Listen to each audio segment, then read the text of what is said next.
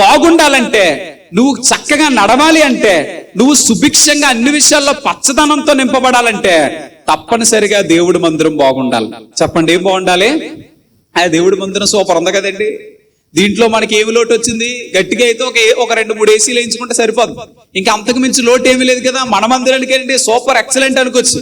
కానీ మనం బాగుండాలంటే, దేవుడు నీ లోపల కట్టుకున్న ఒక మందిరం ఉంది. దాన్నే హృదయం అనే మందిరం అన్నాడు. ఆ మందిరం బాగుంటేనే, చెప్పండి, ఆ మందిరం బాగుంటేనే మనం బాగుంటాం. ఆ మందిరం బాగుంటేనే, ఆ మందిరం శుభ్రంగా ఉంటేనే నువ్వు బాగుంటావు. ఆ మందిరంలో చాలా మంది ఏం చేస్తున్నారు తెలుసా? స్వార్థమని, అసూయని, ద్వేషమని, కక్షలని, పగలని, మరొకటని హృదయం నిండా నింపేసి దేవుడి మందిరం నిండా మట్టి కట్టించేస్తున్నాం. దేవుడి మందిరం నిండా చెత్తా చెదారంతో నింపేసి నేను బాగుండాలండి అంటే ఎలా బాగుంటాం?